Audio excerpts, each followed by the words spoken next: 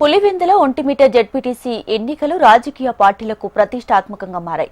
ఇన్నాళ్లు నామినేషన్ల ప్రక్రియలోనే బలవంతపు ఏకగ్రీవానికి దారితీసే పరిస్థితులుండేవి. ఉప ఎన్నికలు కోలాహలంగా సాగుతున్నాయి. తెలుగుదేశం పార్టీ, వైఎస్ఆర్ కాంగ్రెస్ పార్టీ మధ్య భీకర పోరుకి వేదికగా నిలిచాయి. గ్రామాల్లో హోరాహోరీగా ఎన్నికల ప్రచారం సాగింది.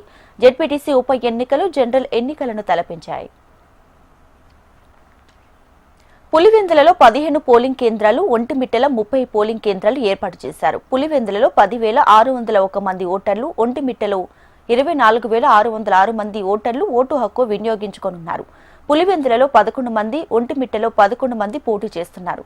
పులివెందుల, ఒంటిమిట్ట 2 చోట్ల బ్యాలెట్ పేపర్తోనే ఎన్నికలు జరుగుతున్నాయి. ఓటర్లు నిర్భయంగా పోలింగ్ కేంద్రానికి వచ్చి ఓటు హక్కు వినియోగించుకోవాలని అధికార యంత్రాంగం భరోసా ఇచ్చింది. ఉప ఎన్నికల్లో ఎక్కడా కూడా హింసాత్మక ఘటనలకు తావు లేకుండా పటిష్ట పోలీస్ బందోబస్తు ఏర్పాటు చేశారు. పోలింగ్ కేంద్రానికి 200 మీటర్ల దూరంలో గుంపులుగా ఉండేందుకు వీలు లేకుండా పోలీసులు చర్యలు చేపట్టారు. ఎన్నికలను ప్రశాంతంగా నిర్వహించాలని అధికార యంత్రాంగం అన్ని ఏర్పాట్లను పూర్తి చేసింది.